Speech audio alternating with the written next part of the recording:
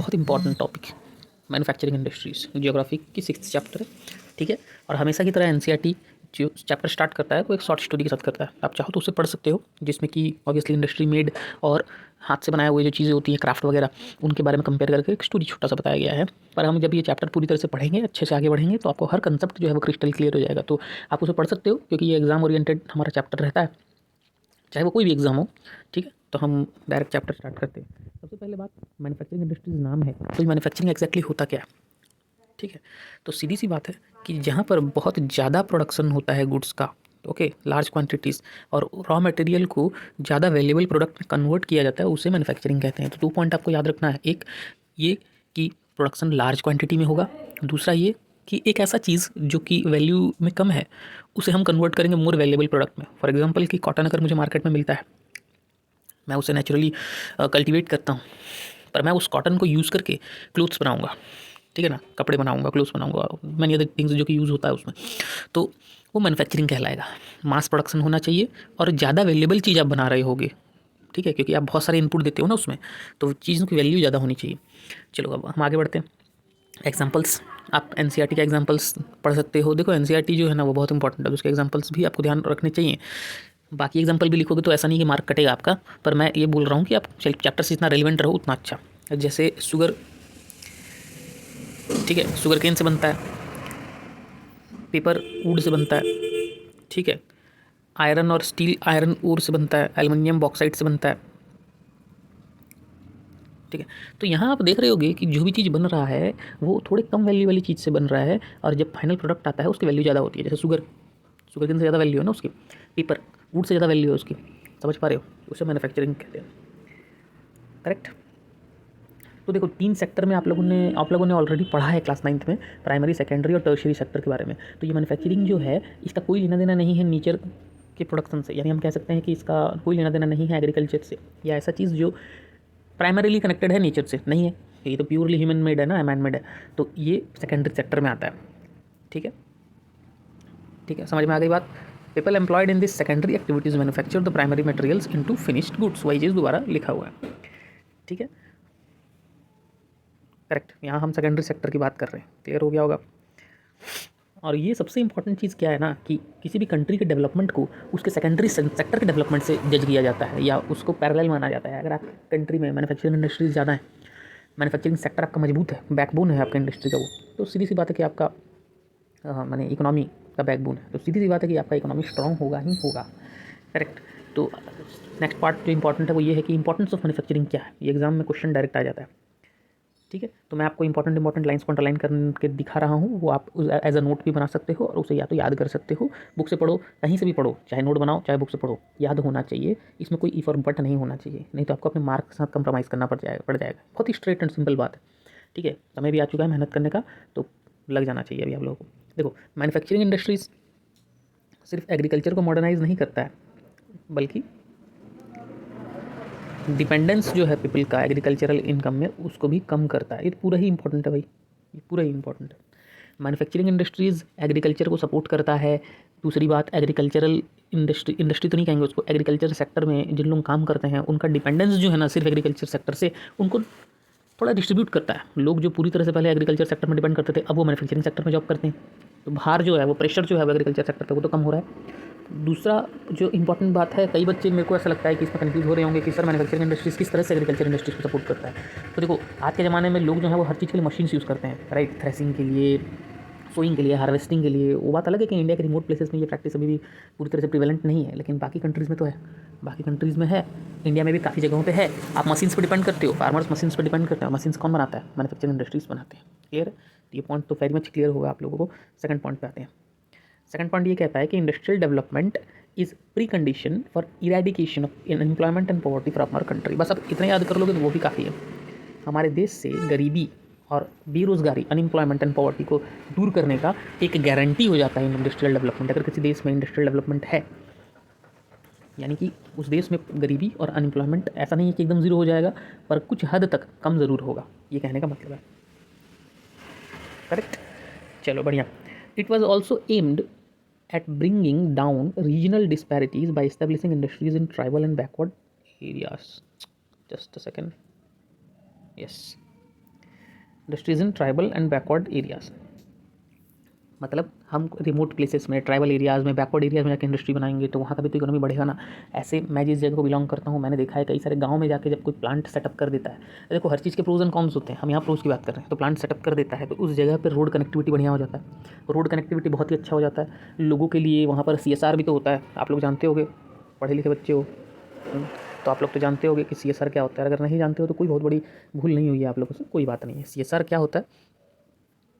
CSR corporate social responsibility. कोई भी plant अगर किसी जगह पे होता है तो उस जगह के लोगों का हेल्प करना उनका रिस्पॉन्सिबिलिटी होता है, क्योंकि अगर भाई वो पोल्यूशन कर रहे हैं तो उस पोल्यूशन को रिड्यूस करना भी उनका रिस्पॉन्सिबिलिटी है। अगर वहाँ के लोग वहाँ काम कर रहे हैं, वो उनके एम्प्लॉय हैं, एम्प्लॉय के बच्चों के लिए अच्छा स्कूल बनाना भी उनकी रिस्पॉन्सिबिलिटी है। ये सब CSR में आता है। तो इस तरह से वो जगह भी तो बढ़ता है, राइट, डेवलप करता है, right. Okay, now let's move to another point. Export of manufactured goods expands trades and commerce and brings in much needed foreign exchange. सही है भाई, काफ़ी प्रिवेलेंट, नॉट प्रिवेलेंट सॉरी, काफ़ी रेलिवेंट पॉइंट है, ठीक है। मैन्युफैक्चर्ड गुड्स को जब हम भेजते हैं बाहर, ठीक है, ट्रेड एंड कॉमर्स होता है तो उससे फॉरेन एक्सचेंज हमारे देश में आता है ना, यानी हमारे देश जो है वो पैसा कमा पाता है। हम बाहर कुछ बनाए हुए प्रोडक्ट को भेजेंगे, बाहर वाले हमसे पैसा देकर वो सामान खरीदेंगे, तो वो पैसा आ कहाँ रहा है? इंडियन इकोनॉमी को स्ट्रेंथन कर रहा है ना, वो हमारे देश को मजबूत कर रहा है, करेक्ट। चलो उसके बाद वाले पॉइंट को देखते हैं। Countries that transform their raw materials into a wide variety of finished goods of higher value are prosperous. सीधी बात, नो बकवास। कंट्री जो अपने रॉ मटेरियल को किसी अच्छे, बहुत ही अच्छे फिनिश्ड गुड्स या हाई वैल्यू वाली चीज़ों में बना पाते हैं, वो कंपनी, नॉट कंपनी सॉरी, वो कंट्री बहुत ज़्यादा प्रॉस्परस, अमीर, हर तरह से संपन्न होते हैं। ये तो फैक्ट बात है। देखो हमारे जगह पे अगर कोयला है, हमारे देश में अगर कोयला है और हम उस कोयले को यूज़ करना जान जाते हैं अपने डेवलपमेंट में, तो हमसे बढ़िया और हमसे बड़ा, हमसे ज़्यादा ग्रोथ करने वाला देश तो कोई नहीं होगा। मैं एग्जांपल दे रहा हूँ आपको, ठीक है। तो ये बात समझ पा रहे हो ना? क्लियर हो गया सबको ये बात? चलो अब हम आगे बढ़ेंगे और देखेंगे आगे के पॉइंट्स को। एग्जाम में एक क्वेश्चन ये आता है कि how agriculture and industry are inclusive of each other. वो दोनों एक दूसरे से अलग नहीं है, वो दोनों एक दूसरे से मिले हुए हैं। कैसे? ये मैंने भी देखा है, जब मैं पढ़ता था तो मेरे टाइम पे ये क्वेश्चन आया हुआ था, how they are inclusive of each other. तो मैं उसको डायरेक्ट यहाँ पर मार्क कर रहा हूँ, आप लोग वो क्वेश्चन को भी हाईलाइट कर सकते हो, मतलब वो क्वेश्चन को अपने नोटबुक में लिख सकते हो, ठीक है। मैन्युफैक्चरिंग इंडस्ट्रीज क्वेश्चन नंबर 1 ऐसे करके लिख सकते हो कि that how and agriculture industries are not inclusive of each other, या फिर exclusive of each other. Just a second, शायद मेरे बोलने में गड़बड़ हो गया। Agriculture and industries are not exclusive of each other, एक दूसरे से अलग नहीं है, तो इसको आप ये भी तो कह सकते हो कि एक दूसरे से मिले हुए। Okay, so agriculture and industries are inclusive of each other, correct. So what are the examples for it and what are the instances by seeing which we can see this? Okay, तो ये चीज़ें हैं ये। The agro industries in India have given a major boost to agriculture by raising its productivity. Industry कैसे agriculture की productivity को raise कर सकता है, ये मैंने अभी आपको थोड़ी देर पहले बताया था, ठीक है। दोनों एक दूसरे को क्या हेल्प करते हैं? मैन्युफैक्चरिंग इंडस्ट्री एग्रीकल्चर को क्या हेल्प करते हैं, तो आपको समझ में आ रहा है ना कि मशीन्स वगैरह देते हैं, ठीक है, मॉडर्न टूल्स प्रोवाइड करते हैं। बट एग्रीकल्चर मैन्युफैक्चरिंग इंडस्ट्रीज़ को क्या सपोर्ट कर सकते हैं? क्या इस बारे में आप लोगों ने कभी सोचा है? वो उनको रॉ मटेरियल प्रोवाइड करते हैं। आप बोलोगे सर रॉ मटेरियल कैसे प्रोवाइड करेगा? कोई टेक्सटाइल इंडस्ट्री है तो उसे कॉटन का तो ज़रूरत पड़ेगा, कॉटन कौन देगा? एग्रीकल्चर सेक्टर ही देगा ना उसको। अगर कोई शुगर इंडस्ट्री है, शुगर प्रोडक्शन होता है, तो वहाँ से शुगर केन कौन देगा उसको? एग्रीकल्चर वाले ही देंगे ना, इस तरह से। So they depend on the latter for raw materials, means manufacturing industries are depending on the agriculture sector for raw materials, and yes, and what they are selling their products such as irrigation pumps, fertilizers, insecticides, pesticides, plastic and PVC pipes, ठीक है, machine tools etc. to the farmers। ये मैंने अभी आप लोगों को बताया था, okay, correct. So manufacturing industries, they are making the production process very efficient, okay. Okay, they have assisted agriculturalists in increasing their production, correct। I hope you are getting it, okay, increasing their products। चलो सही है, समझ में आ गई बात। तो अब हम आगे बढ़ते हैं। Contribution of industry to national economy, ये थोड़ा सा फैक्चुअल डेटा होगा, तो इसे आप याद करोगे तो अच्छी बात है, पर फैक्चुअल डेटा के क्वेश्चन ज़्यादातर बोर्ड एग्जाम्स में नहीं आते, ठीक है, इसलिए तो कोई बहुत बड़ी वाली टेंशन लेने वाली बात नहीं है।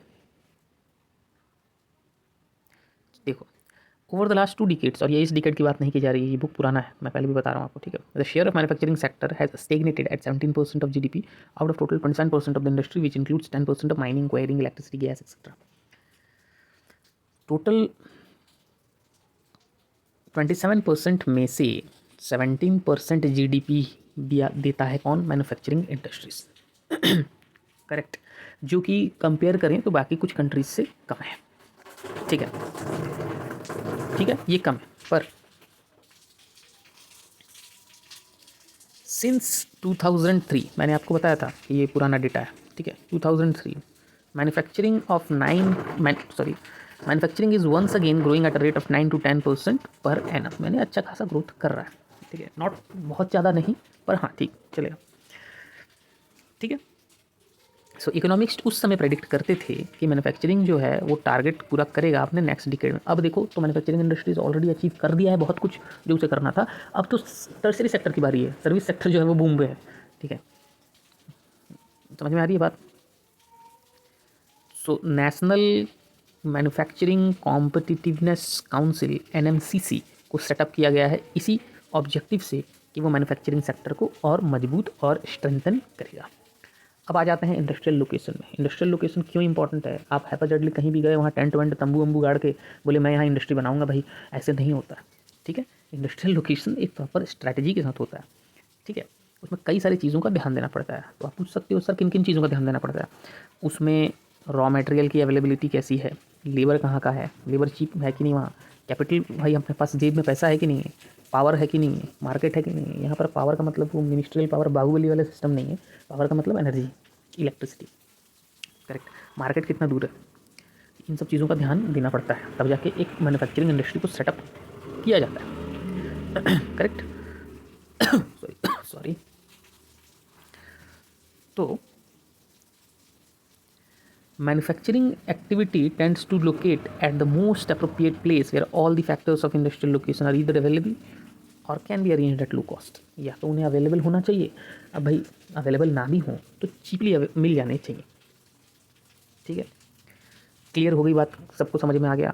देखो क्या होता है कि किसी भी जगह पे अगर आप इंडस्ट्री सेटअप करने जाते हो तो वहाँ पे नहीं आपको पास पास सब मिल जाए तो आपका खर्चा कम होगा। अगर आपको वहीं से लेबर मिल जाए सस्ते में, चीप लेबर कहा जाता है तो बहुत अच्छी बात है। अगर वहीं से आपको पानी मिल जाता है, वहीं से आपको इलेक्ट्रिसिटी मिल जाता है, वहीं पास में ही मार्केट है, आपको बहुत दूर जाना नहीं पड़ता प्रोडक्ट को सेल करने के लिए, तो बहुत अच्छी बात है, करेक्ट। इससे बेटर और क्या हो सकता है?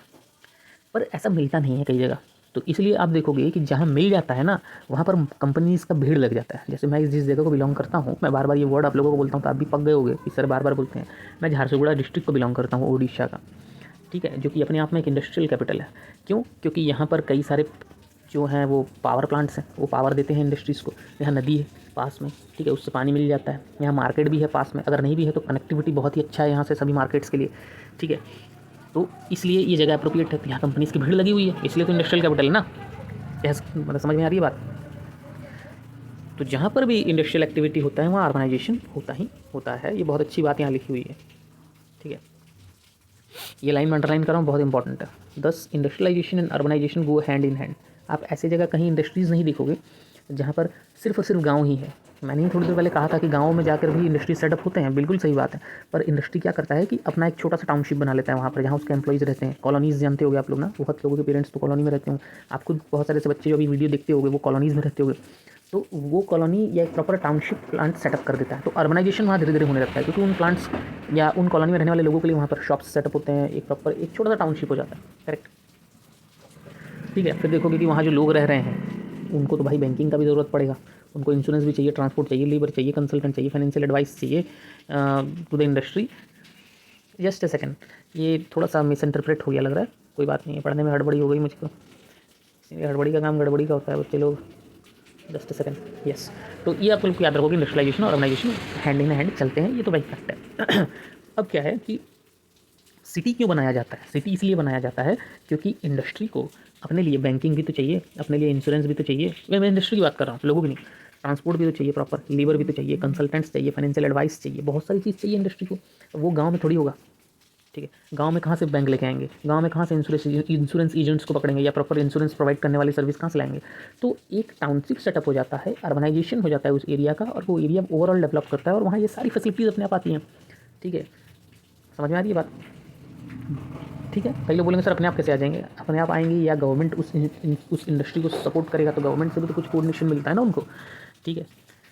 या कोई बहुत बड़े इंडस्ट्रियलिस्ट का कोई इंडस्ट्री है तो ऑब्वियसली वो तो आएंगे ही उस तरफ, ठीक है। उनको भी तो पैसा कमाना है, उनको पैसा कमाना है तो उनको अपने सर्विसेज किसी बड़े पार्टी को देना है, और बड़ा पार्टी मतलब इंडस्ट्री को देना है, तो वो आएंगे।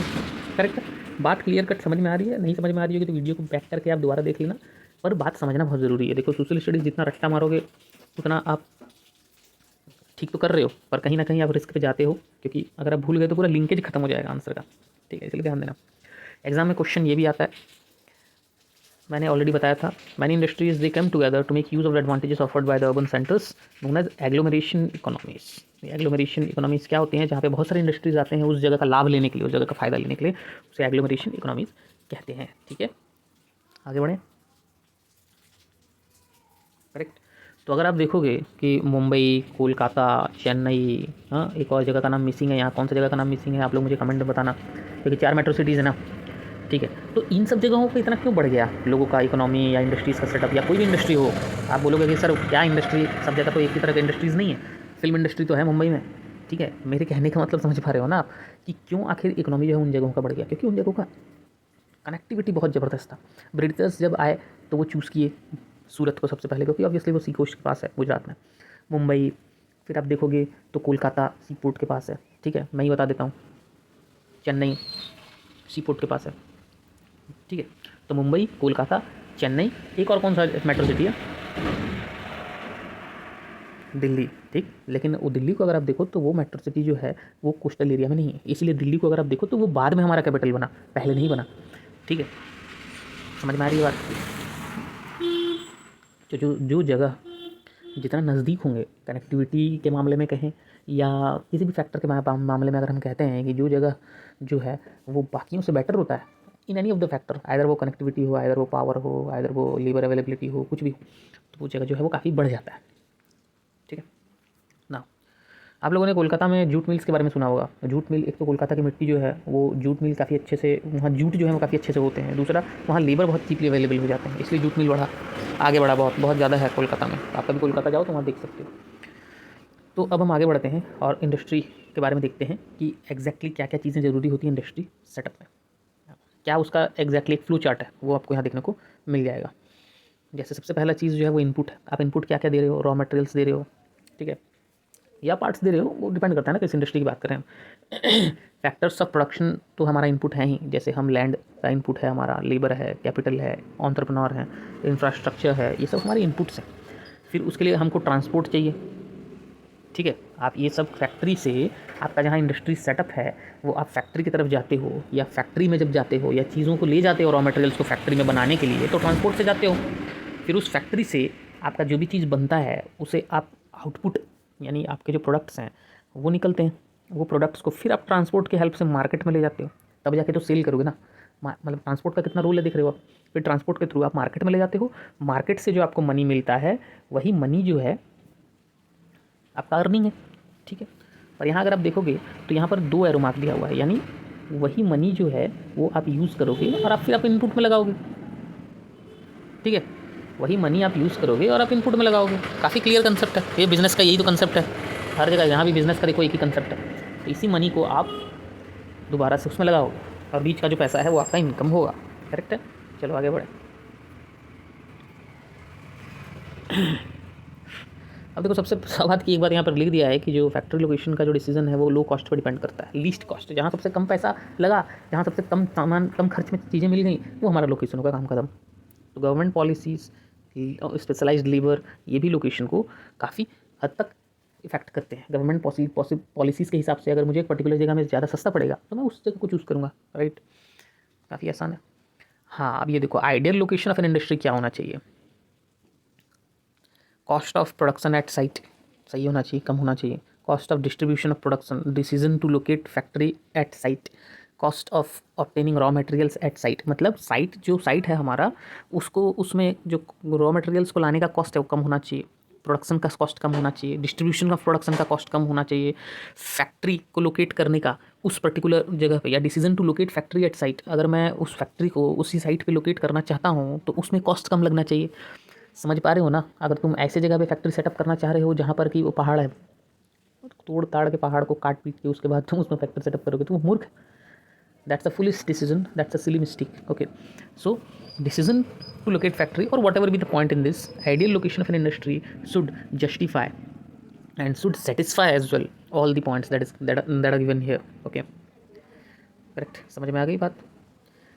नाउ एक बहुत ही अच्छा चीज़ यहाँ पर दिया हुआ है, I think examination point of view के लिए बहुत ज़्यादा इंपॉर्टेंट तो नहीं है, बट स्टिल वो इम्पॉर्टेंट है। तो क्लासिफिकेशन ऑफ इंडस्ट्रीज़ कैसे होते हैं? रॉ मटेरियल के सोर्स के हिसाब से इंडस्ट्रीज़ को अगर क्लासीफाई करें, मैं इसको अंडरलाइन ही कर देता हूँ, ज़्यादा बेटर रहेगा। रॉ मटेरियल्स के सोर्स के हिसाब से इंडस्ट्रीज़ को क्लासीफाई करें तो एग्रो बेस्ड होंगे, जो प्योरली एग्रीकल्चरल बेस्ड इंडस्ट्रीज़ होते हैं, cotton, woollen, jute, silk, textile, rubber, ऐसा। फिर मिनरल बेस्ड होते हैं, iron, steel, cement, aluminium, machine tools, like this, बहुत सारे। ठीक है, मेन रोल के हिसाब से अगर देखो तो बेसिक इंडस्ट्री होंगे। बेसिक इंडस्ट्रीज़ क्या है? ये वो इंडस्ट्रीज़ हैं जो बाकी इंडस्ट्रीज़ को सामान देते हैं ताकि वो प्रोडक्शन कर पाएँ। ठीक है, जैसे आयरन, स्टील। आयरन को लेकर करोगे क्या?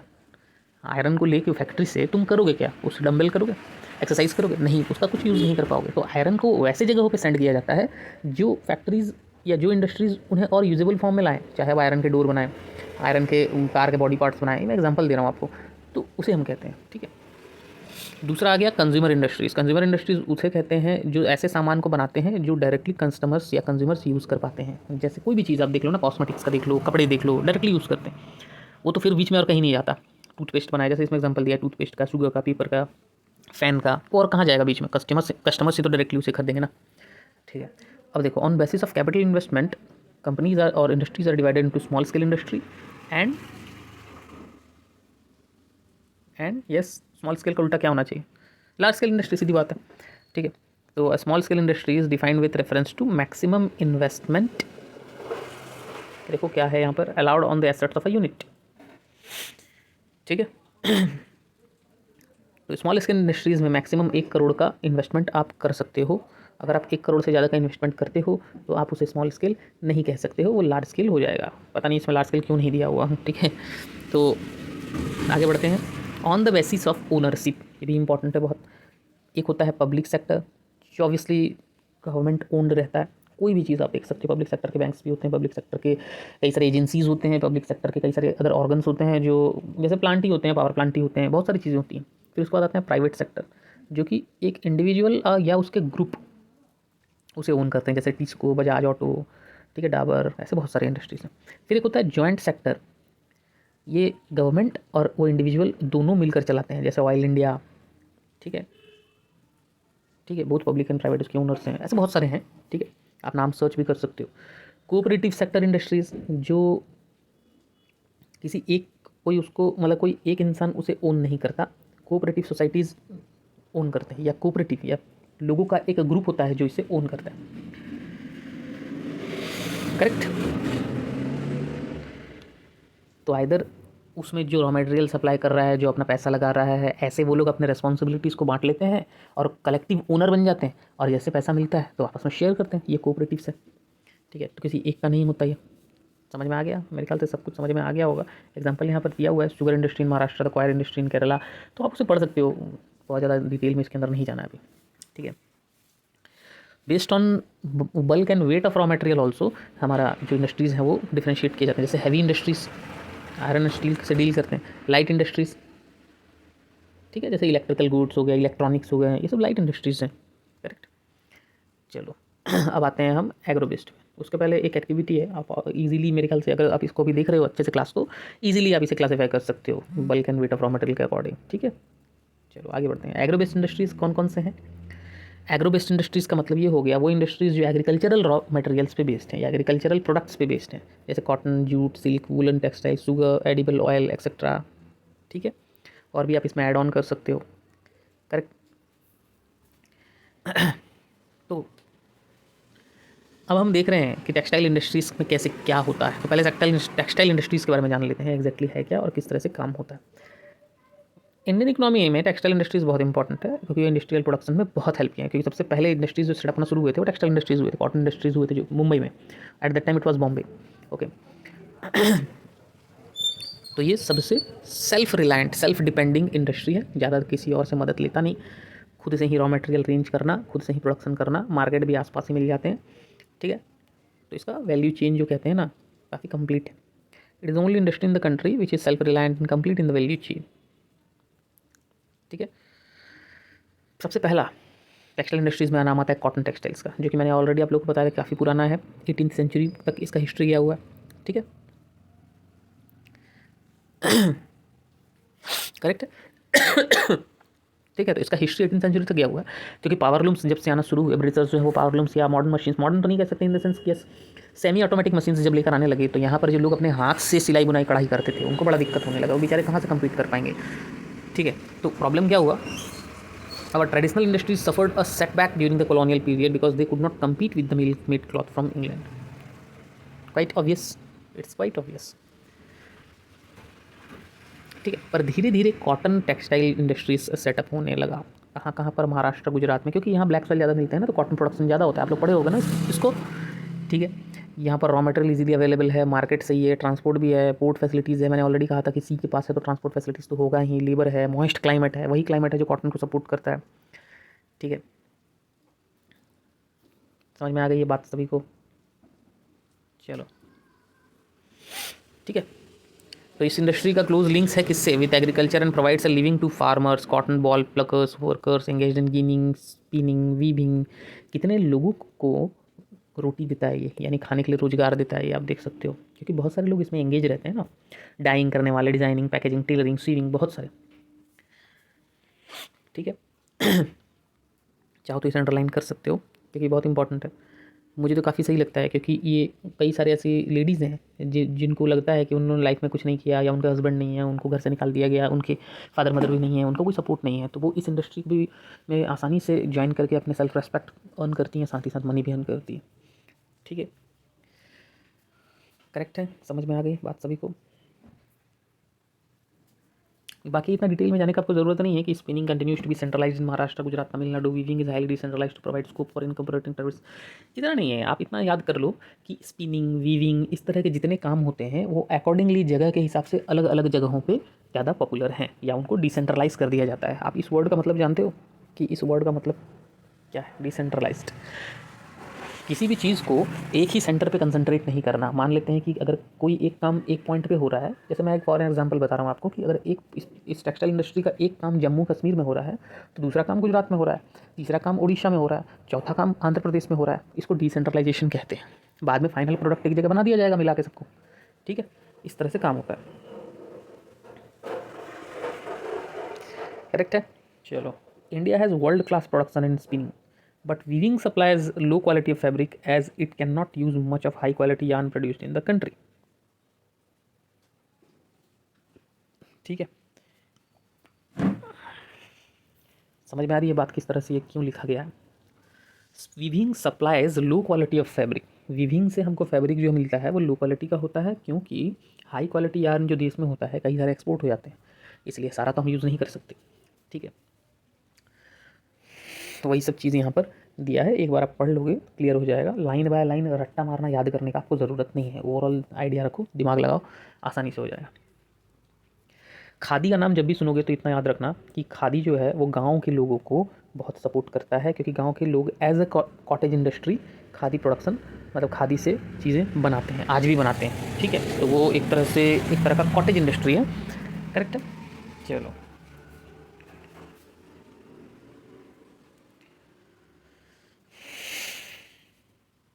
why is it important for our country to keep the mill sector loomage lower than power loom and handloom? क्यों है ऐसा भाई? क्या इसका आंसर दे सकते हो? इसका आंसर आप लोग मुझे कमेंट बॉक्स में लिख के बताओगे, और एग्जैक्टली इसका मतलब क्या है। Keep the mill sector loomage lower than the power loom and handloom, handloom और पावर लूम को भी हमको आगे बढ़ाना है, और मिल सेक्टर को जो है उसको कम ही रखना सही है। इस बात का मतलब ये है कि इंडिया में एक बहुत बड़ा मिसमैच है, किस बारे में आगे मैं बताता हूँ आपको, जिस वजह से कि यहाँ प्रोडक्शन जो है वो बेहतर तरीके से नहीं हो पा रहा है जिस तरह से हो पाता। यहाँ पर आप एक चीज़ देख रहे हो, we have a large share in the world trade of cotton yarn, क्योंकि इंडिया जो है वो मेजर प्रोड्यूसर है, ठीक है, कॉटन गुड्स देता है।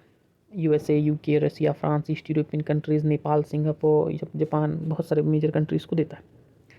ठीक है। जो हमारे जो वीविंग, निटिंग, प्रोसेसिंग यूनिट्स हैं, ये हाई क्वालिटी यार्न को जो कंट्री में हमारे प्रोड्यूस होते हैं यूज़ नहीं कर पाते।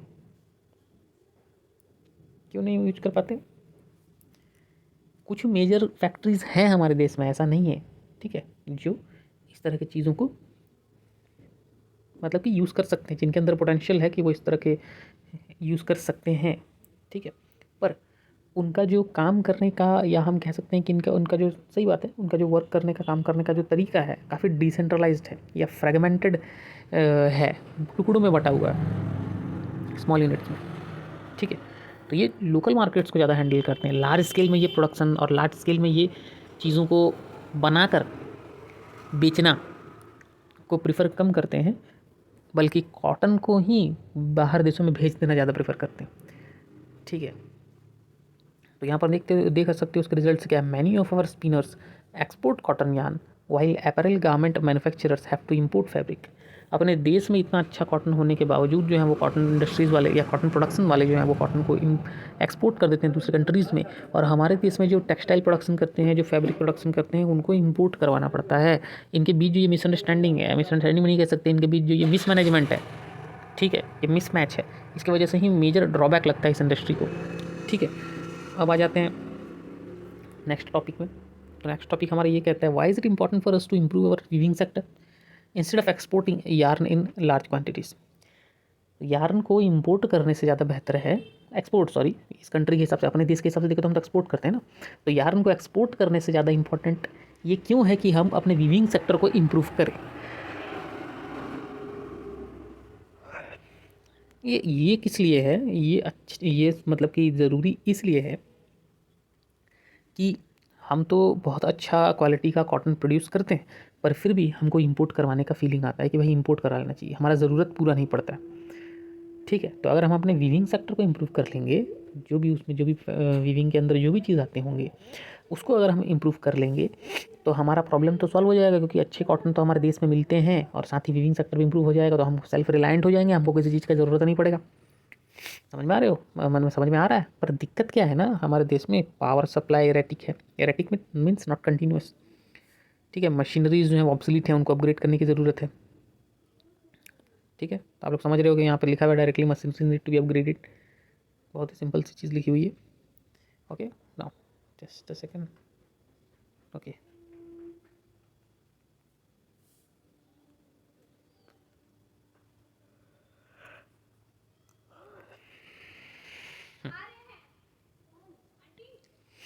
और इसके अलावा लेबर का आउटपुट काफ़ी लो है, और सिंथेटिक फाइबर इंडस्ट्रीज से स्टिफ कंपटीशन हमको मिलता है, मतलब उनको मिलता है, हम तो किसी साइड नहीं है। ठीक है।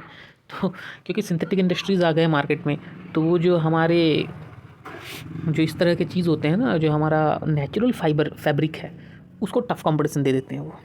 ठीक है। तो उनसे भी कंपटीशन मिलना भी एक ड्रॉबैक है ना इसके लिए। चलो अब आगे बढ़ते हैं हम जूट टेक्सटाइल्स पर। जूट टेक्सटाइल्स की खास बात ये है ना कि वो ज़्यादातर वेस्ट बंगाल में आपको देखने को मिलेगा। ठीक है। क्योंकि हुगली रिवर के पास में है, हुगली रिवर का पानी जो है वो उसको बहुत ही अच्छा इन्वायरमेंट देता है जूट को अच्छे से ग्रो करने के लिए। तो इंडिया जो है वो लार्जेस्ट प्रोड्यूसर ऑफ जूट है। ठीक है। ये उतना इंपॉर्टेंट नहीं है एग्जाम के हिसाब से। ठीक है। जूट को क्या चैलेंजेस फेस करने होते हैं, same cheese, stiff competition in international market from synthetic substitutes. Jute के बहुत सारे आ गए हैं ना, नायलन, फाइबर, रेयन, ऐसे बहुत सारे फैब्रिक आ चुके हैं। ठीक है। The internal demand has been on the increase due to the government policy of mandatory use of jute packaging. ठीक है। इसके कहने का क्या मतलब है? मतलब ये है कि आप जूट खरीदो ना खरीदो, ठीक है, जूट का फ्लक्चुएशन हो ना हो, वो मैटर नहीं करता। जब गवर्नमेंट किसी चीज़ को मैंडेटरी कर देता है तो ऑब्वियसली उसकी डिमांड बढ़ जाएगी, क्योंकि लोग को मजबूरी में उससे खरीदना पड़ेगा। अभी अगर आप देखो तो कभी कहीं शॉप्स में, मार्केट्स में जो प्लास्टिक बैग्स यूज़ हो रहे हैं, बोला जा रहा है कि आप जूट बैग खरीदिए। ठीक है। अपना एक बैग रखिए, अपना, जैसे हम आम भाषा में क्या कहते हैं, झोला कहते हैं। ठीक है। लेके चले गए मार्केट। तो जूट का डिमांड ऑब्वियसली बढ़ रहा है, क्योंकि इन्वायरमेंट कॉन्शियस होते जा रहा है गवर्नमेंट भी और लोग भी। ठीक है। इसलिए करेक्ट। जो यहाँ पर ऑलरेडी मैंसनड है, आप देख सकते हो यहाँ पर, the growing global concern for environment friendly biodegradable materials has once again open the opportunity for jute products. Obviously नहीं तो इसके पहले लोग क्या करते थे, इसके पहले लोग तो सिंथेटिक फाइबर्स के प्रोडक्ट्स ज़्यादा यूज़ करते थे, पॉलीबैग्स यूज़ करते थे, राइट, जो कहीं ना कहीं इन्वायरमेंट के लिए बहुत ही ज़्यादा हानिकारक है। ठीक है, तो अब आगे बढ़ते हैं, शुगर इंडस्ट्री के बारे में जानते हैं। इंडिया जो है वो सेकंड नंबर है world as a world producer, means obviously in world India second number पे स्टैंड करता है शुगर प्रोडक्शन पे। ठीक है, पर अगर गुड़ और खांडसरी जिसे खांड कहते हैं, ठीक है, उसकी बात करो तो इंडिया फर्स्ट प्लेस में है, क्योंकि बाकियों को इसमें इंटरेस्ट नहीं होता उतना। ठीक है, बाकी कंट्रीज़ में इस पर उतना ध्यान नहीं दिया जाता। करेक्ट। दिक्कत यह है इस इंडस्ट्री का कि ये इंडस्ट्री जो है वो पूरी तरह से शुगर केन पर डिपेंड करता है, और शुगर को केन जो है अगर वो ज़्यादा टाइम लग जाए उसे ले जाने ले आने में तो उसके सुक्रेस कंटेंट जो है वो कम हो जाती है। ठीक है, इससे एक इंपॉर्टेंट क्वेश्चन भी बनता है जो कि मैं आप लोगों को ऑब्वियसली बताऊंगा यहाँ पर। ठीक है, पर ये मिल्स ज़्यादातर शुगर मिल्स जो हैं वो कहाँ कंसंट्रेटेड है, तो आप देख सकते हो यहाँ पर उत्तर प्रदेश, बिहार, महाराष्ट्र, कर्नाटक, तमिलनाडु, पंजाब, हरियाणा। ये मैंने जब आप लोगों को एग्रीकल्चर पढ़ाया था ना, तो उसमें मैंने आप लोगों को एक ट्रिक बताया था कि ज़्यादातर कंट्रीज़ में, सॉरी, ज़्यादातर स्टेट्स के बारे में जब आप लिखोगे कि कौन सी क्रॉप के स्टेट में ज़्यादा होती है, तो आप एज अ कॉमन वहाँ पर पंजाब, हरियाणा, उत्तर प्रदेश लिख सकते हो, क्योंकि ये 3 स्टेट्स कॉमन रहती हैं ज़्यादातर एग्रीकल्चर की जब बात हो तो, क्योंकि इन तीनों स्टेट्स में एग्रीकल्चर बहुत ज़्यादा होता है, क्योंकि ऑब्वियसली जोग्राफिकल लोकेशन काफ़ी मैटर करता है, क्योंकि ये नॉर्थन प्लेन्स में है, राइट। तो ये नाम आप लिख सकते हो, यहाँ पर ये नाम 3 लिख सकते हो, क्योंकि यहाँ शुगर केन प्रोडक्शन ठीक ठाक अच्छा खासा होता है। ठीक है, तो यहाँ पे ऑलरेडी मेंशन्ड है 50% मील्स जो हैं वो उत्तर प्रदेश और बिहार में ही है, इससे ज़्यादा और प्रूफ क्या चाहिए आपको। ठीक है, ओके, तो अब आगे बढ़ते हैं। क्वेश्चन ये बनेगा कि हाल फिलहाल में there is a tendency for the mills to shift and concentrate in southern and western states. ठीक है, ज़्यादातर महाराष्ट्र में, क्यों ऐसा है, क्यों शुगर इंडस्ट्रीज जो है वो इस तरफ बढ़ रहा है। ठीक है, तो इसका आंसर आप क्या करोगे, द रीज़न इज, मैं आंसर ये ग्रीन में यहाँ अंडरलाइन कर देता हूँ, this is because the cane produced here has higher sucrose content. जो केन यहाँ प्रोड्यूस होता है उसका सुक्रोज कंटेंट ज़्यादा होता है, और क्योंकि यहाँ का क्लाइमेट जो है कंपेरेटिवली कूलर है, तो क्रशिंग सीजन जो है थोड़ा लंबा हो जाता है, क्योंकि उसका लॉन्गेटिविटी बढ़ जाता है ना, उसका खराब होने का, सूखने के चांसेस जो है वो कम हो जाते हैं। Correct. Now what are the challenges basically faced by the sugar industry. जैसे कि आप लोगों ने जूट का देखा, तो उसमें आप लोगों ने समझा कि जूट को जो है वो दूसरे सिंथेटिक फाइबर से काफ़ी चैलेंजेस मिलते हैं। ठीक है, तो वैसे ही इसका मेजर चैलेंज क्या है, सबसे पहला इसका मेजर चैलेंज जो है वो है सीजनल नेचर ऑफ इंडस्ट्री। ठीक है, old and inefficient methods of production. ठीक है, transport delay in reaching cane to factories, need to maximise the use of bagasse. Bagasse क्या होता है ये आप लोग मुझे बताओगे। ठीक है, कोशिश करो पता करने का और मुझे बताओ। देखो क्या होता है ना, इसमें साफ साफ चैलेंजेस लिखा हुआ है, बहुत ज़्यादा समझाने की ज़रूरत तो है नहीं, लेकिन क्योंकि ये इस पूरे इंडस्ट्री का जो नेचर है वो सीजनल है, तो बाकी के सीज़न में, ऑफ सीज़न में क्या करेंगे, कोई काम नहीं है उस इंडस्ट्री में काम करने वाले लोगों के पास, दूसरा और कोई काम नहीं है। अगर दूसरा कोई काम है तो बहुत अच्छी बात है। ओल्ड है, इनएफिशिएंट मेथड है प्रोडक्शन का, आज तक ऑब्सोलीट है काफ़ी। ठीक है, ट्रांसपोर्ट डिले अगर हो गया तो केन का सुक्रोज कंटेंट कम हो जाएगा, केन जो है वो डंडा बन जाएगा, सिंपल। ठीक है, तो कोई मतलब नहीं रहेगा। करेक्ट, चलो सही है, आगे बढ़ते हैं। मिनरल बेस्ड इंडस्ट्रीज़ में, हाँ, ये maximise the use of bagasse का मतलब क्या है, जब भी शुगर केन बनाते हैं उसके कई सारे बाय प्रोडक्ट्स निकलते हैं, जितना उसका आप यूज़ कर पाओगे बाय प्रोडक्ट्स का, ये जो शुगर इंडस्ट्री है वो उतना ज़्यादा एफिशिएंट होता जाएगा। नहीं तो क्या मतलब है, फिर बाकी चीज़ें वेस्ट थोड़ी होंगी, वो चीज़ दिया है यहाँ पर। मिनरल बेस्ड इंडस्ट्रीज़ में जब हम आते हैं तो सबसे पहला इंडस्ट्री जो है वो आयरन एंड स्टील इंडस्ट्री के बारे में हम पढ़ेंगे, क्योंकि ये जो है ये हमारे पूरे इंडिया के इंडस्ट्रीज़ का बैकबोन है। ठीक है, करेक्ट है, चाहे वो हैवी इंडस्ट्रीज़ हो, मीडियम इंडस्ट्रीज़ हो, लाइट इंडस्ट्रीज़ हो, सब के सब कहीं ना कहीं आयरन एंड स्टील इंडस्ट्री पर डिपेंड करते हैं। ठीक है, ओके, यहाँ पर भी आप देख सकते हो कि स्टील जो है वो कई सारे इंजीनियरिंग गुड्स को प्रोड्यूस करने में हेल्प करता है, कंस्ट्रक्शन मटेरियल, डिफेंस में, मेडिकल में, टेलीफोनिक साइंटिफिक इक्विपमेंट में, कंज्यूमर गुड्स में भी, माने कुल मिला के आप देखो तो हर जगह स्टील यूज़ हो ही रहा है। तो स्टील तो बेसिक इंडस्ट्री हुआ ना एक तरह से, समझ में आ रही है ना बात। आप ब्लेड यूज़ करते हो अगर शेविंग करने के लिए, तो वो भी स्टील से बना हुआ है। ठीक है, आप घर के सीढ़ियों में जो रेलिंग लगाते हो वो भी स्टील का बना हुआ है, मतलब स्टील जो है वो बेसिक हो गया, इसीलिए काफ़ी इंपॉर्टेंट पार्ट बन जाता है इनका। चलो आगे बढ़े, अरे सॉरी, तो ना एग्ज़ाम में बहुत ज़्यादा फैक्चुअल डेटा तो आएगा नहीं, पर जो जो इंपॉर्टेंट है, जो स्टैटिक डेटा है वो मैं आपको ज़रूर बताऊंगा, और वो एग्ज़ाम के लिए आपको पढ़ना भी ज़रूरी है। ठीक है, आयरन एंड स्टील क्यों हैवी इंडस्ट्री है, क्योंकि जितने भी रॉ मटेरियल यहाँ यूज़ होती है, ये क्वेश्चन है, iron and steel is a heavy industry. Why iron and steel is heavy industry? Because obviously this is the answer. All the raw materials as well as finished goods are heavy and bulky. Entailing heavy transportation costs, इनमें transportation cost जो है वो अच्छा खासा लग जाता है। Okay, अब स्टील के प्रोडक्शन में इस रेशियो में 3 चीज़ें लगती हैं, आयरन ओर, कुकिंग कोल और लाइमस्टोन। ध्यान रखने वाली बात है ये, थोड़ा सा कोशिश करना भाई ध्यान रखने का। मैं इसको कोशिश करता हूँ अलग कलर में कर देने का। Iron ore, coking coal, limestone are required in ratio of approximately 4:2:1। Very very important. Okay, कई बार मैंगनीज का भी इस्तेमाल होता है, वो आपको इतना याद रखने की ज़रूरत नहीं है। ठीक है, नाउ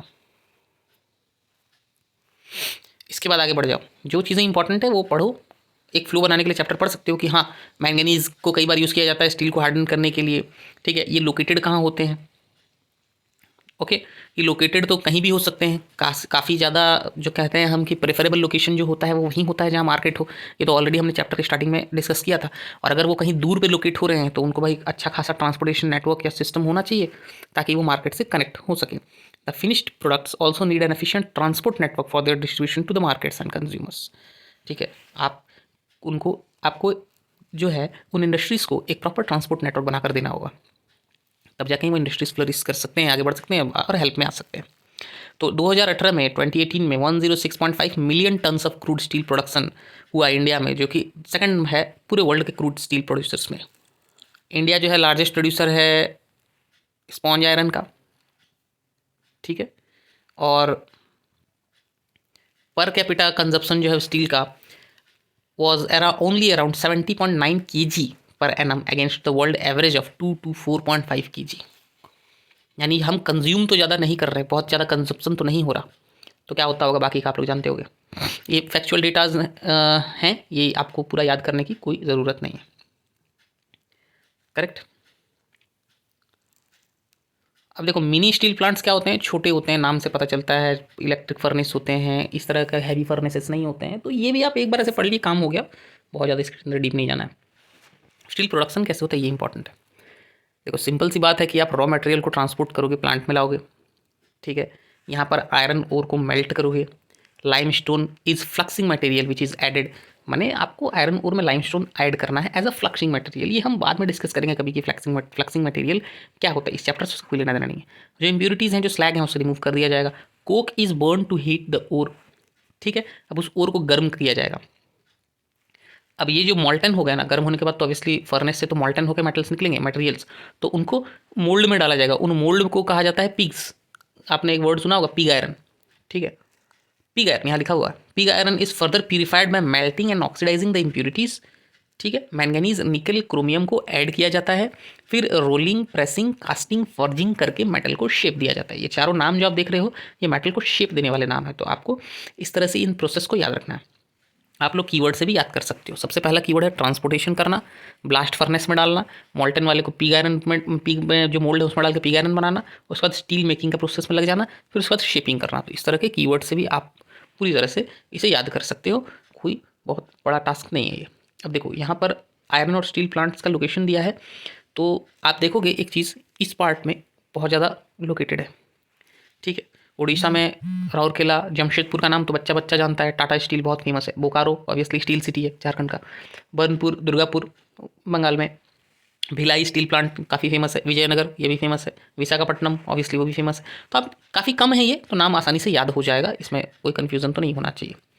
ओके, इंडिया में एक पब्लिक सेक्टर जो है वो स्टील का, उसका नाम है SAIL, Steel Authority of India, Steel Authority of India Limited. Okay, now अब आते हैं, ये इंपॉर्टेंट फैक्चुअल डेटाज इंपॉर्टेंट नहीं है उतनी, अब डायरेक्ट आ जाओ। छोटा Nagpur plateau region has maximum concentration of iron and steel industry, जो कि मैंने ऑलरेडी बताया था। कारण जानना आपके लिए ज़रूरी है। Why? Because of relative advantages this region has for the development of this industry. What are the advantages? Low cost of iron ore, high grade raw materials in proximity, यानी नज़दीक, प्रॉक्सिमिटी का मतलब होता है पास, लेबर बहुत cheaply available है, vast growth potential in the home market. ये सारे रीज़न हैं किस क्वेश्चन का? इस क्वेश्चन का कि छोटा Nagpur plateau region has the maximum concentration of iron and steel industries. Y? So these are the reasons. Iron और सस्ते में मिल जाता है, रॉ मटेरियल अच्छे ग्रेड के मिल जाते हैं, पास में ही नज़दीक में लिखा हुआ है प्रॉक्सिमिटी में, लेबर चीपली अवेलेबल हो जाता है, पोटेंशियल काफ़ी है भाई क्योंकि आसपास में ही ज़रूरत पड़ जाता है। काफ़ी पोटेंशियल है, होम मार्केट में ही इनका ग्रोथ, मतलब कि होम मार्केट में ही रिक्वायरमेंट है। करेक्ट। नाउ अब आ गया बात की हमारा जो ये आयरन और स्टील इंडस्ट्री है, इसमें चैलेंजेस क्या हैं। चैलेंजेस की बात कर रहे हैं ना हमारी इंडस्ट्री में, इसको देखो चैलेंजेस क्या क्या हैं। High cost, limited availability of cooking coal, गर्म भी तो करना है, उस कोल का अवेलेबिलिटी कम है। Lower productivity of labour, labour जो है वो काफ़ी ज़्यादा एफिशिएंट नहीं है। इरेगुलर सप्लाई ऑफ एनर्जी, जिसे हम एरेटिक सप्लाई भी कहते हैं। Poor infrastructure. तो ये सब आप पॉइंट्स देख रहे हो, कितने आसान आसान पॉइंट्स दिए गए हैं। ओके, नाउ लिबरलाइजेशन यानी कि बहुत ही आसानी से एक्सपोर्ट इंपोर्ट करना, और फॉरेन डायरेक्ट इन्वेस्टमेंट यानी कि फॉरेन के इन्वेस्टर्स या कंपनीज जब इंडिया में हमारे देश में आके इन्वेस्ट करती हैं, they given a boost to the industry with the efforts of private entrepreneurs. ठीक है, जब से इसको फंडिंग, स्पॉन्सरशिप, इन्वेस्टमेंट्स मिलना शुरू हो गया और लिबरलाइजेशन हो गया, यानी मार्केट ओपन हो गया इस चीज़ का, तब से काफ़ी ज़्यादा फायदा होने लगा, एक बूम मिल गया इस इंडस्ट्री को। करेक्ट। ओके, नाउ अब आ जाओ एल्युमिनियम स्मेल्टिंग। स्मेल्टिंग जो है ना वो second most important metallurgical industry India में है। क्यों ऐसा है? क्योंकि एल्युमिनियम जो है वो कई सारी चीज़ों में, आयरन को, कॉपर को, नॉट कॉपर एग्जैक्टली, स्टील को रिप्लेस कर रहा है। ठीक है, क्यों? क्योंकि भाई देखो ये लाइट है, कॉरोजन रेजिस्टेंट है, हीट का भी गुड कंडक्टर है, मेलेबल तो है ही। ठीक है, और दूसरे मेटल्स के साथ मिला दो तो काफ़ी स्ट्रॉन्ग भी हो जाता है। कुल मिला के पूरा पैकेज है एल्युमिनियम भाई, तो इसीलिए एल्युमिनियम बहुत इंपॉर्टेंट बन जाता है। Correct. Now it has gain popularity as a substitute of steel, as I already told you. Okay, just a second, yes, so it has gain popularity as a substitute of steel, copper, zinc and lead also. Aluminium का सबसे खास बात जो आप लोगों को भी शायद पता होगा, बहुत कॉमन है, कि ये एयरक्राफ्ट्स बनाने में क्या काम आता है, क्योंकि ये लाइट होता है। ठीक है, तो यहाँ देखो क्रूड स्टील प्रोडक्शन जो इंडिया और चाइना के बीच का डिफरेंस शो किया हुआ है, तो देख सकते हो वही इमारतें देखो, यहाँ पे इमारतें, बिल्डिंग्स देख रहे हो चाइना की बनाई हुई, और इंडिया देखो झोपड़ी में है अभी भी। तो you can mark the clear difference in between this two, but still this is not so important for our examinations. अब देखो एल्युमिनियम स्मेल्टिंग के सेंटर्स कहाँ कहाँ पर हैं। बेसिकली इसके पहले ये जान लो तुम कि एल्युमिनियम स्मेल्टिंग क्या होता है। स्मेल्टिंग एक ऐसा प्रोसेस होता है जिससे हम मेटल को उसके ओर से अलग करते हैं। ठीक है, ओर होता है जिसके अंदर मेटल इंक्लूडेड होता है, तो ओर से मेटल को निकालने का काम जो होता है वो हम स्मेल्टिंग में करते हैं। बेसिकली जो मेटल मिलता है वो हमारे लिए इंपॉर्टेंट होता है। उड़ीसा, मेरे ख्याल से उड़ीसा में बहुत ज़्यादा बॉक्साइट मिलता है, और बॉक्साइट एल्युमिनियम स्मेल्टिंग के लिए बहुत ज़रूरी है। ठीक है, तो along with Orissa it's West Bengal, Kerala, Uttar Pradesh, Maharashtra, Tamil Nadu, Chhattisgarh, तो आप कोई भी 2-3 नाम याद कर लो, मोर देन इनफ है। ठीक है, देखो इस तरह से आप देखोगे यहाँ पे, तो ये स्मेल्टर को दिखाया जा रहा है आपको। ठीक है, नालको में, यानी ऑब्वियसली एल्युमिनियम बनाने वाली कंपनी है ये। ठीक है, तो strip casting mill at smelter of NALCO. ठीक है, अब ये क्या, तुम बोलोगे सर ये क्या है स्ट्रिप कोस्टिंग मिल? ये सब तरीका है जिससे हम स्मेल्टिंग करते हैं, या हम कह सकते हैं कि स्मेल्टिंग के बाद वाले जो हम मेटल्स को प्रोड्यूस करते हैं, यानी ये पूरा एक कॉम्प्लेक्स प्रोसेस होता है जिसको जितना आसानी से आपको बता दें उतना अच्छा है। ठीक है, वरना ये प्रोसेस को देखो तो ये तो बहुत ही कॉम्प्लेक्स हो जाता है, तो इसलिए इतना डीप डाउन जाने की ज़रूरत आप लोगों को फिलहाल नहीं है, क्योंकि आप लोग मेटलर्जिकल पढ़ाई अभी नहीं कर रहे हो। ठीक है ना, जनरल पढ़ाई है। तो जो बॉक्साइट को हम रॉ मटेरियल यूज़ करते हैं स्मेल्टर में, वो क्या होता है, वो बॉक्साइट है क्या, काफ़ी बल्कि एक रॉक है, डार्क रेडिश कलर्ड रॉक। मैं अंडरलाइन कर दे रहा हूँ क्योंकि इंपॉर्टेंट है, ये याद करने के लिए इंपॉर्टेंट नहीं है, तो मैं इसे हटा देता हूँ, आप वो कर लो तो ज़्यादा बेटर रहेगा। इसे ना हाईलाइट कर लो, just a second, this one, yes, correct, okay. अब देखो हम वो फ्लो चार्ट में आते हैं जिसमें हमको ये पता चले कि बनता कैसे है। 4 से 6 टन बॉक्साइट से आपका सिर्फ 2 टन एल्यूमिना बनता है, और फिर एल्यूमिना का आधा एल्युमिनियम बनता है 1 टन। प्रोसेस क्या है, रॉ मटेरियल ले आएंगे, ठीक है, बॉक्साइट का क्वेरी बनाएंगे। बॉक्साइट क्वेरी क्या है, बॉक्साइट क्वेरी का ऐसा मिक्सचर है जिसमें कि हमारी ज़रूरत की चीज़ें as well as the unwanted products both will be there inside it. Okay, उसको ट्रांसपोर्ट करेंगे, ठीक है, प्रॉपर सेंटर्स में ले जाया जाएगा ना अलग अलग काम करने के लिए, और फिर इस प्रोसेस में क्या बनेगा, एल्यूमिना बनेगा। ठीक है, उन बॉक्साइट से एल्यूमिना बनता है, और उस एल्युमिनियम से फिर जाकर एल्युमिनियम बनता है। ठीक है, देखो जो बल्क ओर है हमारा, उसको स्मेल्टर तक ले जाया जाएगा।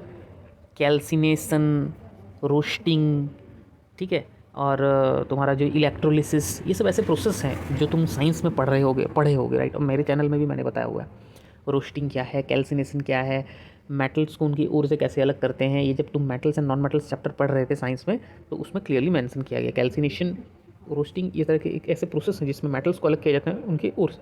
यहाँ पर उतना डीप में नहीं जाना है, बस पढ़ लेना, ठीक है। उसके बाद ये एल्युमिनियम स्मेल्टर जो है, ये एल्युमिनियम बनाने के काम आता है, और इसमें कितना का इलेक्ट्रिसिटी लगता है ये भी जरा एक बार नज़र मार लो। यहाँ पे 18,600 18,600 किलो वाट पर आवर, एक टन ओर के लिए इतना लगता है। माने समझ सकते हो ना, इंडस्ट्री है भाई, इंडस्ट्री में कितना कंजप्शन होगा ये तुम इमेजिन कर ही सकते हो, ठीक है। तो आगे बढ़ें, ये तो क्लियर हो गया होगा। आप लोग इस तरह का खंबा देखते हो अपने घर के आसपास, मैं बता देता हूँ थोड़ा ताकि आपको आइडिया हो। इस तरह का खंबा देखते हो, ऐसे होता है शायद, ये खेतों में लगा होता है ज़्यादातर। इससे जो ट्रांसमिशन वायर जाते हैं ना, कभी बारिश के टाइम पर इसके नीचे छाता लेके खड़े होना, ठीक है, तुम फील कर पाओगे कि वो तुम्हें खींच रहा है, या उसमें से बिना कोई मौसम के ही सिर्फ उसके नीचे से गुजर जाओ, तुमको एक साउंड, बजिंग साउंड आता रहेगा उससे हमेशा। वो इतना हाई वोल्टेज करंट लेकर जाता है। कहने का वो मतलब है कि ये सब जो यहाँ पर लिखे हुए हैं ना, लिखने की तो अलग बात है, पर प्रैक्टिकलिटी में देखो ना, ये बहुत ही ज़्यादा वैल्यू होता है इसका, ठीक है। आगे बढ़ें तो अब हम देखते हैं केमिकल इंडस्ट्रीज़। केमिकल इंडस्ट्री जो है वो काफ़ी बढ़ रहा है तेज़ी से, ठीक है, लार्ज स्केल भी है, स्मॉल स्केल भी है। इसका कारण क्या है कि ये बहुत ज़्यादा यूज़ होता है इनऑर्गेनिक एंड ऑर्गेनिक सेक्टर्स दोनों में, ठीक है। तो आ जाते हैं पहले इनऑर्गेनिक में। इनऑर्गेनिक में क्या क्या यूज़ होता है sorry, as fertilisers, as synthetic fibres, underline करने वाली चीज़ है, plastics, adhesives, paint, nitric acid, alkalies, soda ash, ठीक है। अब ये सोडा ऐश से बनने वाली चीज़ें हैं glass, soap, detergent, paper, caustic soda. तुम बोलोगे सर सब तो लिख दिए आप, है इतना इम्पोर्टेंट, क्या कर सकते हैं, ठीक है। इन सब चीज़ों को बनाने के काम में आता है, ठीक है। क्या आता है, हमारा जो केमिकल इंडस्ट्रीज़ है वो इन्हीं सब चीज़ों को फॉर्म करने के लिए, बनाने के लिए काम आता है, कई बार डायरेक्टली, कई बार बहुत, और मैक्सिमम टाइम्स इनडायरेक्टली, ठीक है। तो अब हम आगे बढ़ते हैं।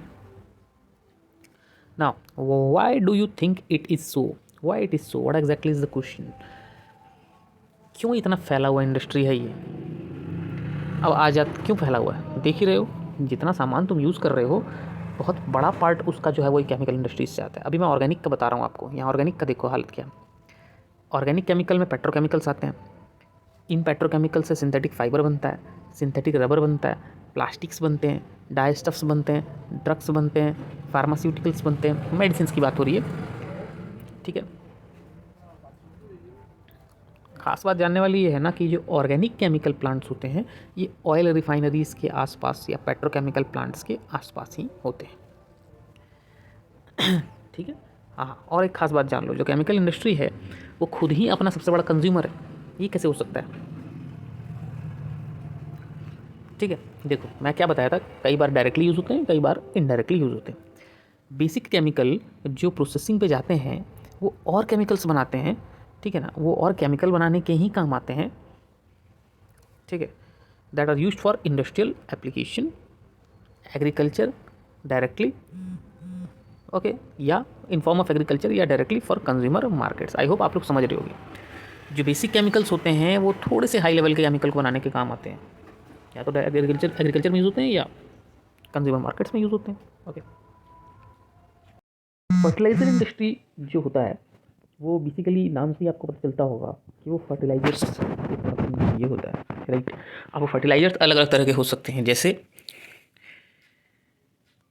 नाइट्रोजनियस फर्टिलाइजर्स जिसमें यूरिया सबसे ज़्यादा होता है, ठीक है, यूरिया ही उसका मेन कंस्टिट्यूएंट होता है। फिर फॉस्फेटिक फर्टिलाइजर जो फॉस्फेट से बनते हैं, और अमोनियम फॉस्फेट जिसको डीएपी कहते हैं, एंड कम्प्लेक्स फर्टिलाइजर जिसमें कॉम्बिनेशन होता है नाइट्रोजन का, पोटास का, फॉस्फेट का, ठीक है, ये सब चीज़ों का।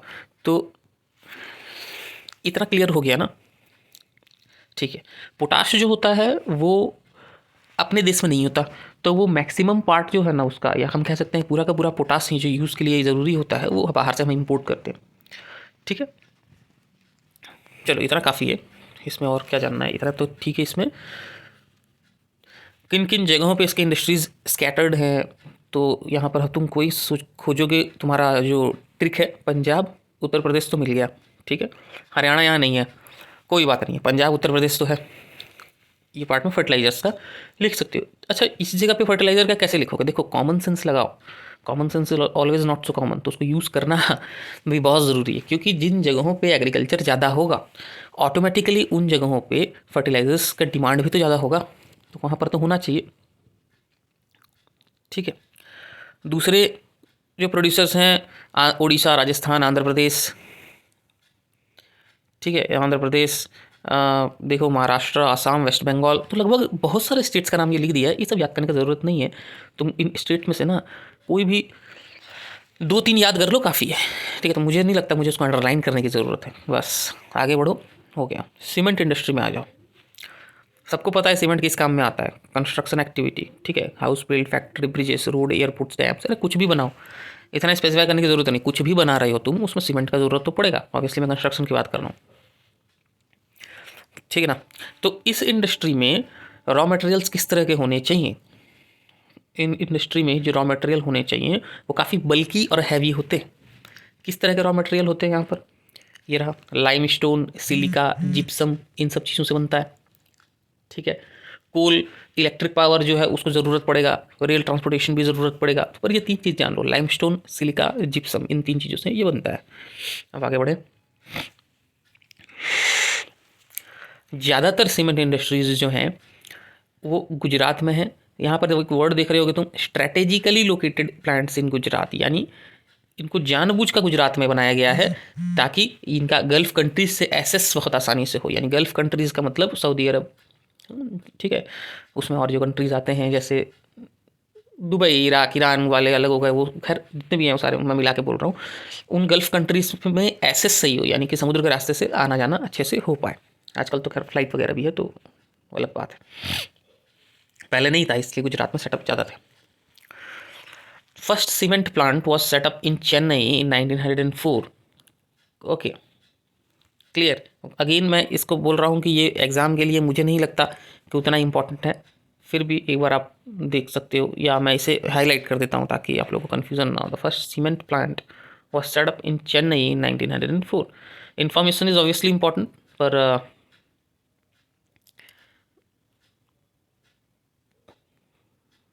आप लोग क्या करोगे कि इसको हाईलाइट किए हुए को बस एक बार 2 बार अच्छे से पढ़ लेना।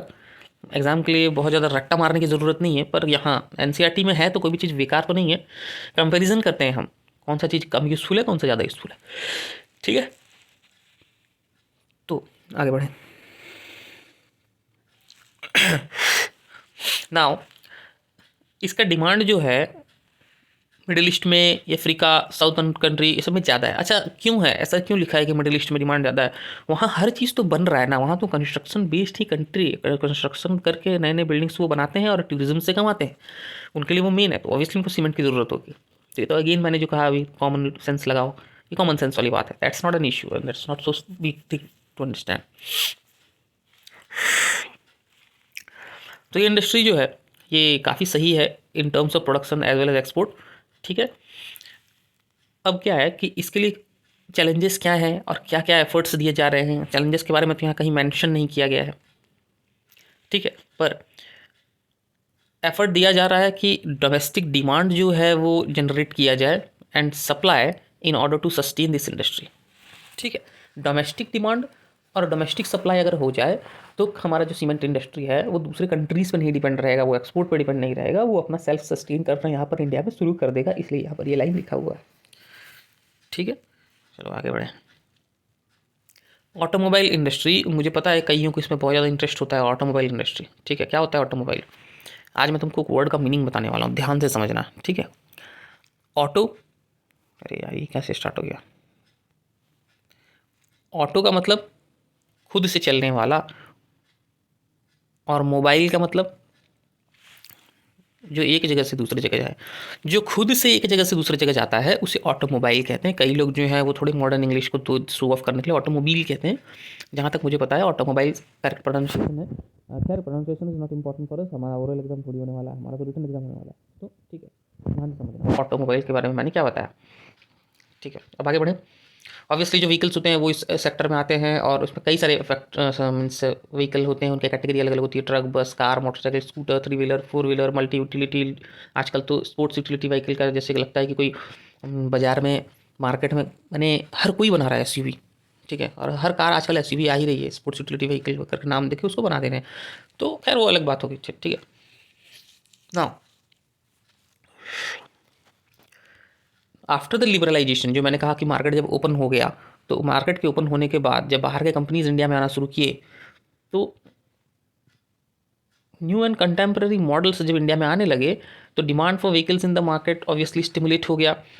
Healthy grow of industry including passenger cars, 2 और 3 व्हीलर्स होने लगे। कहने का ये मतलब है, देखो ये पूरे लाइन को लिखने का एक ही मतलब है, मैं तो उसको शॉर्ट एंड क्रिस्प कर देता हूँ ताकि तुमको थोड़ा समझने में आसानी हो। देखो, आफ्टर लिबरलाइजेशन, ठीक है, हेल्दी ग्रोथ हुआ इंडस्ट्री का इंक्लूडिंग पैसेंजर कार्स, 2 और 3 व्हीलर्स। ठीक है, लिबरलाइजेशन के बाद क्योंकि मार्केट ओपन हो गया, बाहर के कंट्रीज़ के जो है कंपनीज वाले आने लगे, और वो जब कार बनाने लगे तो इंडिया के कंपनीज को भी तो लगेगा ना भाई कि बाहर का के पैसा कमा के चला जा रहा है, तो वो भी कार बनाने लगे। और इन सब कॉम्पिटिशन्स के बीच लोगों को काफ़ी ज़्यादा अच्छा अच्छा प्रोडक्ट मिलना शुरू हो गया। और कहाँ पर है ये, ठीक है, कहाँ कहाँ पर है ये, तो यहाँ पे तुम देखो पंजाब, हरियाणा, उत्तर प्रदेश नहीं लिखोगे, ठीक है, क्योंकि ये ऑटोमोबाइल इंडस्ट्री इसका कोई लेना देना नहीं है एग्रीकल्चर के साथ। तो सीधी सी बात है कि इसमें नाम याद तुमको करना है। जैसे गुरुग्राम काफ़ी फेमस है ऑटोमोबाइल के लिए, ध्यान रखना। गुरुग्राम कुछ साल पहले ये था, कुछ साल पहले ये था गुड़गांव, हाँ। फिर मुंबई, पुणे, ये आप ध्यान रख सकते हो। चेन्नई, कोलकाता, लखनऊ, जमशेदपुर, क्योंकि वो टाटा स्टील है वहाँ पर, ठीक है। हैदराबाद, बेंगलुरु, तो अब 2 नाम याद रख लो, दो तीन तीन नाम याद रख लो, काफ़ी है। अब आते हैं हम इंफॉर्मेशन टेक्नोलॉजी और इलेक्ट्रॉनिक्स इंडस्ट्री में। ये तो अभी के ज़माने में कहेंगे तो सर्विस सेक्टर का जो है वो बहुत ही बड़ा पिलर है, आईटी इंडस्ट्री और इलेक्ट्रॉनिक्स इंडस्ट्री, ठीक है। कोई भी इलेक्ट्रॉनिक सामान गया अभी अगर आप देख रहे हो, ना टेलीविजन हो, मोबाइल हो, मतलब कि हम बहुत ज़्यादा रिलाय कर रहे हैं अभी इलेक्ट्रॉनिक सामान में। And apart from that as an industry, IT industry भी काफ़ी फ्लोरिश कर रहा है अभी, ठीक है। तो एग्जांपल देने की मुझे ज़रूरत नहीं है। Telephone, cellular, telecom, telephone exchange, radar, computer, कोई भी बहुत ज़्यादा इक्विपमेंट्स जो यहाँ पे तुम देख रहे हो ना, जो हम डे टू डे लाइफ में जो इक्विपमेंट्स यूज़ करते हैं, मैक्सिमम इक्विपमेंट्स इलेक्ट्रॉनिक्स होते हैं, ठीक है। अब आ जाओ बहुत इंपॉर्टेंट चीज़ को मैं यहाँ बताने जा रहा हूँ। बेंगलुरु, जो कि अभी हो गया Bengaluru, has emerged as the electronic capital of India. इस बात को ध्यान रखना भाई, तो मैं इसको हाईलाइट भी कर रहा हूँ और मैं इसको अंडरलाइन भी कर चुका हूँ। Electronic capital of India, initially it was also known as the Silicon Valley of India, ठीक है। आईटी कैपिटल भी कहते हैं इसको, ठीक है। मेजर इंडस्ट्री कंसंट्रेशन कहाँ कहाँ पर है अब बता सकते हो? सबसे पहला नाम आएगा बेंगलोर, नोएडा, मुंबई, चेन्नई, हैदराबाद, पुणे। जितने बड़े सिटीज़ का नाम लिख सकते हो उतना लिखो, कोई दिक्कत नहीं, ठीक है। तो बड़े जगहों पे ये सब होता है, ठीक है। समझ में आ रही है बात? अब देखो क्या है ना कि कंटिन्यू जो है हमारा हार्डवेयर और सॉफ्टवेयर दोनों ही, ठीक है, कंटिन्यू जो है वो हमारा हार्डवेयर और सॉफ्टवेयर दोनों ही काफ़ी बढ़ रहा है, ठीक है। अदर उसको कंप्यूटर से जोड़ो या इस तरह से ओवरऑल बोलो। तो उसमें क्या हो रहा है कि आईटी इंडस्ट्री का सक्सेस रेट काफ़ी ज़्यादा हो गया है। और दूसरी बात यह है कि आईटी इंडस्ट्री बहुत सारे यूथ को एम्प्लॉयमेंट दे रहा है, बहुत ही ज़्यादा, ठीक है। तो ये भी एक बहुत अच्छी बात है, ठीक है। अब इंडस्ट्रीज़ के बारे में तो चर्चा हो गया, सारे इंडस्ट्रीज़ के बारे में हम लोगों ने पढ़ लिया। पर इंडस्ट्रीज़ जब होते हैं तो उनका बाय प्रोडक्ट भी तो होता है, यानी कि उनसे इन्वायरमेंट डिग्रेडेशन, इन्वायरमेंट पोल्यूशन कुछ तो होते होंगे ना, ऑब्वियसली होते हैं, ठीक है। उसके बारे में अभी हम चर्चा करेंगे, ठीक है। Industrial pollution and environmental degradation, ठीक है। इंडस्ट्रीज़ बहुत अच्छे हैं, इंडिया के ग्रोथ में काम आते हैं, ये हमारे बैकबोन है, ठीक है, ये वो जो भी है। पर इंडस्ट्री की वजह से पोल्यूशन ऑफ लैंड होता है, वाटर होता है, एयर होता है, नॉइज़ होता है, डिग्रेडेशन ऑफ इन्वायरमेंट होता है, ठीक है। करेक्ट है, यहाँ पर लिखा हुआ है। हम उसको तो दरकिनार नहीं कर सकते ना, हम उसको तो इग्नोर नहीं कर सकते, अवॉइड नहीं कर सकते, क्योंकि उनका कुछ ना कुछ नेगेटिव इम्पैक्ट भी है, अगर पॉजिटिव इम्पैक्ट है तो। इंडस्ट्री कितने तरह का पोल्यूशन करता है मैंने ऑलरेडी यहाँ लिखा है, पता है, मतलब एयर, वाटर, लैंड, नॉइस, ठीक है। What is air pollution then? What exactly is air pollution? Presence of high proportion of undesirable gases like sulphur dioxide and carbon monoxide ज़्यादा हो जाएगा तो उसको एयर पोल्यूशन कहेंगे, ठीक है। उसमें सॉलिड पार्टिकल्स भी आ जाते हैं, जैसे dust, sprays, mist, smoke, correct. कोई भी इंडस्ट्री है तो उसके चिमनी से धुआं निकलता है, वो सारे चीज़ मिलकर बहुत ज़्यादा पॉल्यूट कर देते हैं उस एरिया को, करेक्ट है। अब देखो, जैसे कोई पेपर फैक्ट्री है, ब्रिक किंग्स है, ब्रिक किंग्स क्या होते हैं? ईंटा भट्ठी बोलते हैं जहाँ ईंटा बनता है। रिफाइनरीज़ हैं, स्मेल्टिंग प्लांट्स हैं, पेपर फैक्ट्रीज़ है, फॉसिल फ्यूल्स को जब बर्न करते हैं बड़े और छोटे फैक्ट्रीज में बर्न करेंगे ना, कई सारे फैक्ट्रीज जो होते हैं वो थर्मल एनर्जी पे चलते हैं, तो वहाँ कोयले से पानी को गर्म किया जाता है। तो ये सारा चीज़ जो है वो तो काफ़ी ज़्यादा डिग्रेड कर रहा है इन्वायरमेंट को, और वो कई बार पॉल्यूशन के नॉर्म्स को भी फॉलो नहीं करते। जैसे और गैस वैस का मामला हो, टॉक्सिक गैसेस हो, तो वो और भी हजार्डस हो जाता है, क्योंकि आप लोगों को तो याद होगा भोपाल गैस ट्रेजेडी यहाँ पर दिया हुआ है। Are you aware of the Bhopal gas tragedy that occurred? क्या हो गया था? टॉक्सिक गैस लीक हो गया था, वहाँ के लोगों ने उसको अच्छे से मैनेज नहीं कर पाया और सब फंस गए। ठीक है, करीब 15,000 लोगों की जान गई। समझ पा रहे हो आप लोग? 15,000। ठीक है, यूनियन कार्बाइड नाम की कंपनी थी जो मिथाइल आइसोसियानाइट नाम का पॉइजनस गैसेस उससे निकला था। ठीक है, तो एयर पोल्यूशन क्या करता है? ह्यूमन हेल्थ को इफेक्ट करता है, एनिमल्स को, plants, buildings, atmosphere as a whole, सब चीज़ को इफेक्ट करता है। ऐसा कोई चीज़ नहीं है जो एयर पोल्यूशन से इफेक्ट ना होता हो। आप बोलोगे सर पत्थर वत्थर नहीं होते? पत्थर वत्थर भी होते हैं, क्योंकि एयर पोल्यूशन से एसिड रेन होता है। एसिड रेन से मॉन्यूमेंट्स पे असर पड़ता है। अब आ जाते हैं वाटर पोल्यूशन में। वाटर पोल्यूशन नाम से ही जानते होगे, पानी में जो जो भी गंदगी है जो कि इंडस्ट्रीज से आता है, उस सब का ज़्यादा होना ही वाटर पोल्यूशन करता है, क्योंकि maximum industrial effluents, industrial wastage, ये सब तो पानी में ही जाते हैं ना, पानी में जा रहे हैं, discharge into rivers, that's why. Now देखो, डाई हो गए, डिटर्जेंट हो गया, acid, salt, heavy metals, lead, mercury, pesticides, fertilisers, synthetic chemicals, carbon, plastics, rubber, देख रहे हो, फ्लाई एश, कितना नाम है, बहुत सारे लिस्ट हैं, लिस्ट खत्म नहीं होगा कभी।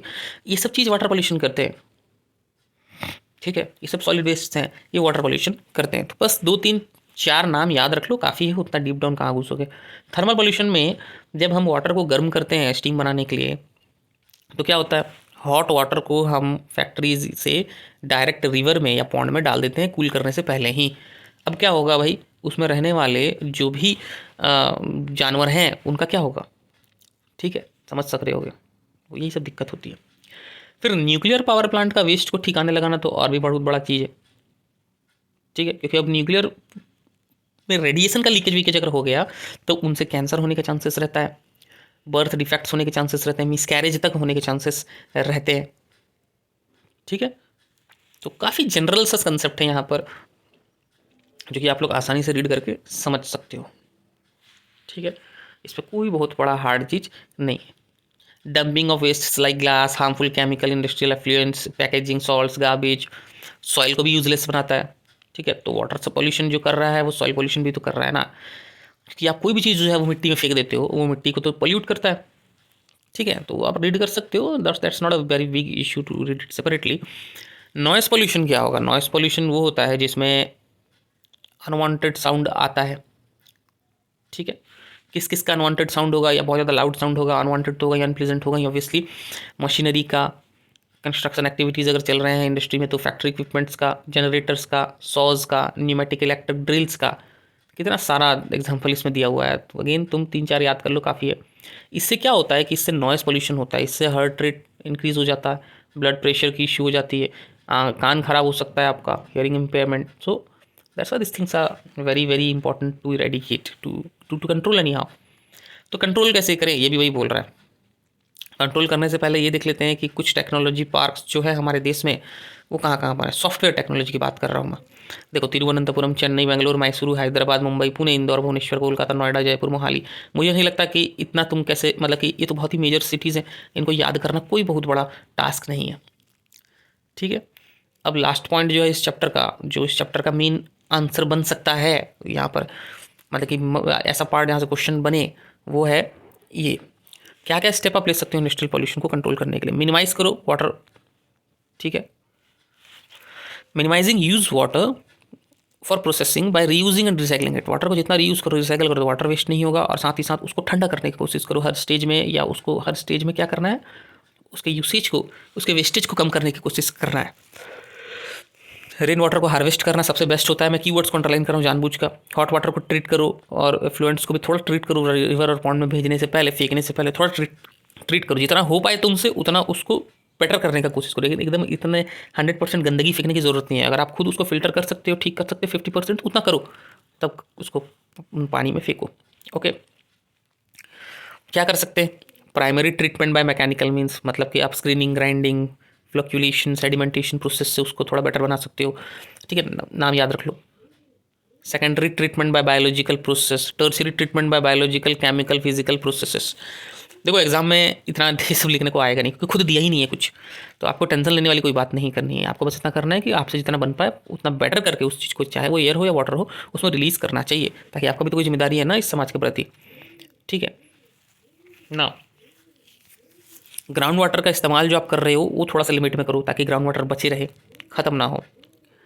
और अगर आप चाहते हो कि आप जिस फैक्ट्री में हो, आपका फैक्ट्री से जो धुआं निकलता है चिमनी से, उसको थोड़ा बेटर अप कर दो, तो स्मोक स्टैक्स लगाना चाहिए, जिससे कि एयर को हम थोड़ा शुद्ध कर सकें। उतना तो नहीं कर सकेंगे पर इतना कर सकेंगे कि वो पहले से बेटर हो जाए। ठीक है, तो इलेक्ट्रोस्टैटिक प्रेसिपिटेटर्स भी लगाना चाहिए, फैब्रिक फिल्टर्स लगाना चाहिए, स्क्रबर लगाना चाहिए, इनर्शियल सेपरेटर लगाना चाहिए। तुम बोलोगे सर क्या है ये सब, क्या है ये सब? ये सब जो फैक्ट्री में काम करता है वो आसानी से समझ जाएगा, क्योंकि ये कुछ इंडस्ट्री में फैक्ट्री में यूज़ होने वाली चीज़ों के नाम है। तो आपको क्या करना है, आपको बस इसको एक बार पढ़ लेना है।